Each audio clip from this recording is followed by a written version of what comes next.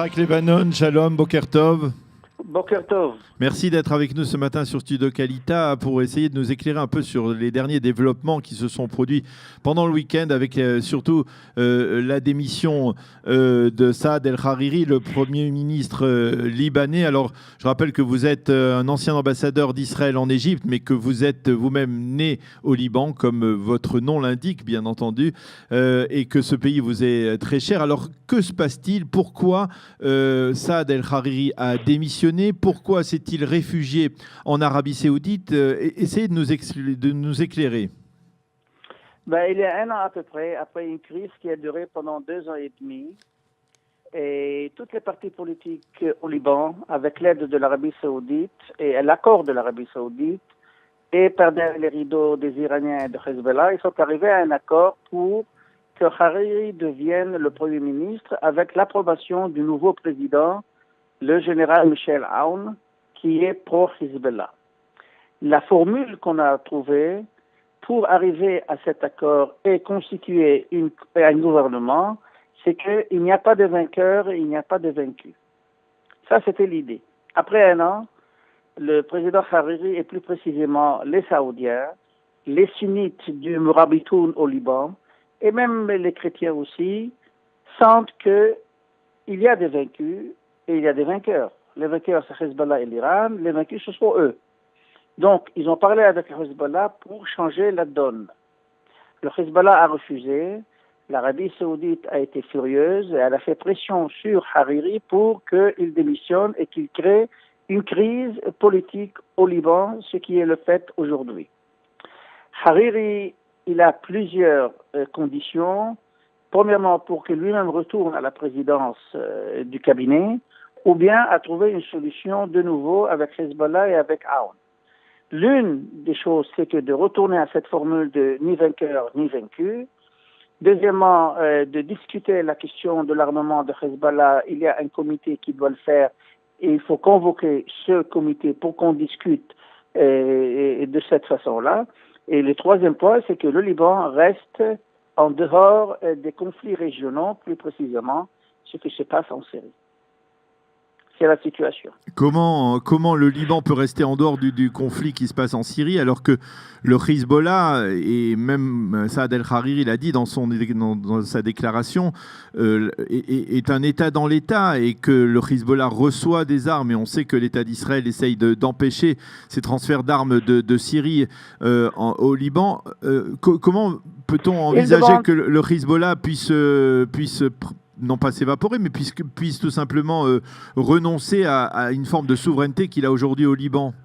Il y a les forces politiques qui sont contre le Hezbollah et l'Iran au Liban. Ils demandent que le Hezbollah quitte la Syrie. Ils ne veulent pas qu'ils luttent dans la Syrie pour ne pas amener ce conflit chez eux. Mais la situation sur place, elle est complètement différente. Les souhaits de M. Hariri, c'est une chose, et la réalité sur la place, c'est une autre chose. Ce qui se passe, c'est que étant donné que Hariri est toujours en Arabie Saoudite, on attend aussi sa rencontre avec le président du Parlement libanais, Nabil Berri, pour qu'il comprenne un petit peu plus pourquoi il a démissionné. Tant que la situation reste telle qu'elle, c'est une question du jour à mon avis, le président Aoun n'est pas obligé d'accepter la démission de M. Hariri. Et en d'autres termes, c'est que le gouvernement actuel continue à fonctionner plus ou moins comme d'habitude. Mais ceci ne peut pas durer que quelques jours jusqu'à que les choses s'éclaircissent. Le second point, c'est que moi, je ne vois pas de quelle façon on va surmonter cette crise politique et on retourne à la situation, à la case numéro 1, qui existait il y a 2 ans et demi, que pendant toute cette période-là, il n'avait pas un cabinet, il n'avait pas de pouvoir, et le président était la seule personne qui pouvait prendre des décisions. C'est une situation qui est mauvaise pour le Liban, mais je crois que l'Arabie Saoudite et Saad El-Hariri, avec les forces sunnites et Mourabitoun, ils l'ont fait exprès, de façon préméditée, pour créer cette crise et trouver une solution et qui font retourner à la formule qui est très importante de ni vainqueur ni vaincu. Alors, d'une certaine manière, vous nous expliquez qu'en fait, vous nous rappelez que en fait, c'était un peu contre nature que Saad El-Hariri puisse pactiser l'année dernière lorsqu'il a pris le contrôle du gouvernement, lorsqu'il a été désigné Premier ministre, qu'il pactise avec le Hezbollah, puisque si je ne m'abuse, le Hezbollah est responsable de l'assassinat de son père, n'est-ce pas? Oui, il a surmonté, regardez, Hariri, le jeune, il a surmonté tous ces obstacles-là, et avec l'aide de l'Arabie Saoudite, ils ont accepté cette formule. C'est une formule qui date depuis 1958 à propos, pendant la guerre civile libanaise, ni vainqueur ni vaincu. Donc, dès l'instant qu'il n'y a pas une priorité à n'importe quelle faction libanaise, et dans ce cas-là, on est en train de parler de Hezbollah, et Saad Hariri a accepté cette formule pour qu'il puisse sortir de l'impasse politique qui était au Liban. Donc, il a accepté cette formule de ni vainqueur ni vaincu. Donc, nous sommes égales. Vous faites rien qui puisse me nuire, je ne fais rien qui puisse vous nuire, mais on continue pour le bien de l'État libanais. Cette équation a été déséquilibrée dernièrement avec le Hezbollah et plus précisément avec les discours qui sont venus de l'Iran et comme quoi ils veulent que le Liban rentre dans l'orbite chiite avec l'Irak, avec la Syrie, le Hezbollah, l'Iran, etc. Alors, la question que l'on ne peut pas s'empêcher de poser lorsque l'on est ici en Israël, c'est de savoir est-ce que c'est bon pour l'État d'Israël, ces derniers développements? Est-ce que le fait que Saad El-Hariri ait d'une certaine manière lui-même discrédité le Hezbollah n'est pas finalement une sorte d'atout pour Binyamin Netanyahou qui finalement a le même genre de positionnement. Le discours d'El-Hariri annonçant sa démission à partir de Riyad, eh bien c'est un peu un discours que prononce Binyamin Netanyahou. C'est l'axe Téhéran, Damas, Beyrouth, c'est la menace représentée par l'omniprésence de l'Iran, du Hezbollah en Iran et au Liban et en Syrie. Finalement, est-ce que l'État d'Israël ne peut pas tirer un profit de cette crise actuellement? Regardez, il y a deux niveaux à cette question-là. Le premier niveau, c'est le désir israélien. Le désir israélien partout, et non pas seulement au Liban, c'est que les pays voisins qui sont stables, c'est bon pour l'État d'Israël. Oui.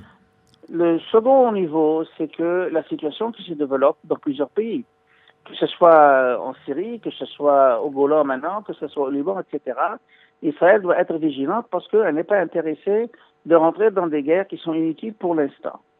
Le troisième point, c'est que c'est vrai que pour sortir d'une certaine crise ou la crise actuelle, il y a de fortes probabilités que le Hezbollah réchauffe la frontière entre Israël et le Liban pour pouvoir sortir. Et ça, c'est néfaste pour l'État d'Israël. Donc, c'est une situation qui est fluide et qu'Israël doit être très vigilante et de voir de près ce qui se passe. Par exemple, hier soir, les dernières informations, des rumeurs plutôt, oui, qui sont venues du Beyrouth Sud, El Dahia, où il y a le bastion, disons, de Hezbollah, etc., c'est que voilà, les Saoudiens et les Israéliens vont attaquer immédiatement. Donc, disons, il y a ce problème-là, c'est que nous, on n'a rien à voir avec cette question interne libanaise, mais ça peut nous influencer de façon négative.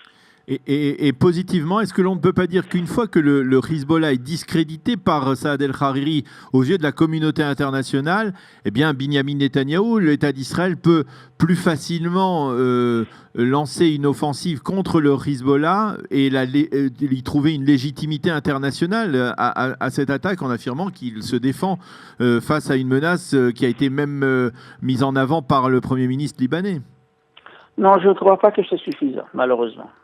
C'est pas une question que le fait que Saad Hariri a pris et les décisions qu'il a prises peuvent donner une certaine légitimité parce que le fait sur place, c'est que le Hezbollah, c'est enlevé ou pas, a été considéré par l'État libanais, par plusieurs pays, sauf ceux qui ont déclaré que c'est un mouvement terroriste, que le Hezbollah, il est libanais, il est une faction politique libanaise au sein du Parlement libanais. Le second point, c'est que la distribution de la force de Hezbollah au Liban, elle est au sein de la population civile qui ne fait pas de distinction entre chrétiens, musulmans, chiites ou sunnites, etc. Donc Israël ne peut pas se permettre, à moins qu'il y ait un danger imminent, un danger concret contre la sécurité de l'État d'Israël ou de ses habitants. C'est la seule justification qu'Israël peut lancer une offensive au Liban. Alors, finalement, que va-t-il se passer pour le Hezbollah maintenant? Est-ce que vous pensez que cela risque de se retourner contre le mouvement chiite, de l'affaiblir, d'affaiblir sa légitimité, de l'affaiblir au Liban et de l'obliger d'une certaine manière à reconsidérer son positionnement? Ou alors finalement c'est l'Iran qui va pousser à nouveau le Hezbollah et que on va assister Regardez, je crois que le Hezbollah il est suffisamment fort au Liban politiquement et militairement. Et c'est probable que la décision prise par Hariri et les pressions qui seront faites par la suite, disons, vont amadouer un tout petit peu ou affaiblir l'influence, mais pas jusqu'à un point que le Hezbollah soit relégué au second plan. Pas du tout.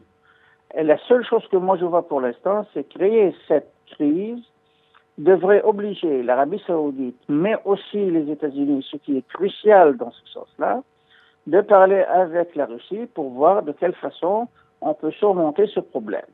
Parce que personne n'est intéressé avec cette crise.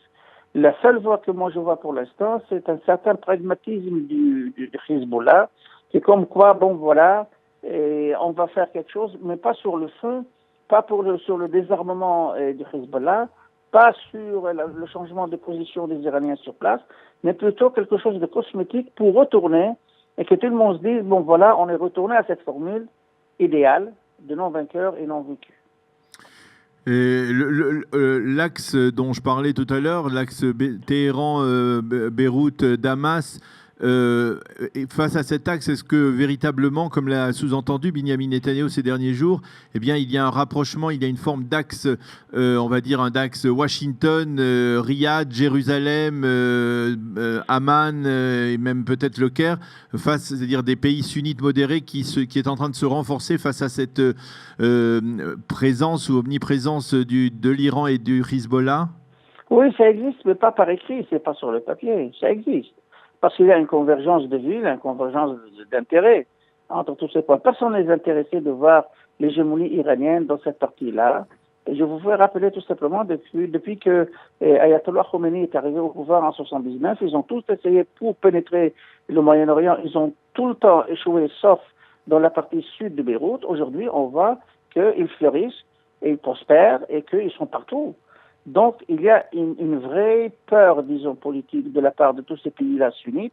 Israël, elle utilise ceci parce que tout le monde voit en Israël un certain, disons, si je peux me permettre d'utiliser ce mot, un certain salut pour leurs problèmes. Donc oui, il y a cet axe-là, mais c'est pas quelque chose de convenu, d'écrit, d'accord, etc. Mais ça existe de fait, de facto. Eh bien, je crois qu'on aura peut-être l'occasion de se reparler parce que la situation risque d'être instable probablement pendant les prochaines semaines, peut-être même plus que cela pendant les prochains mois au Liban. Merci Yitzhak Levanon de nous avoir éclairé sur cette situation assez complexe donc au Liban après la démission de Saad el-Hariri. Et bonne journée, shalom shalom. Avec plaisir, bonne journée. Voilà, il est 8h22 sur studiocalita.com. Nous allons marquer une petite pause musicale et on se retrouve dans quelques instants avec Eliane Agurfinkel pour sa chronique Un jour notre histoire.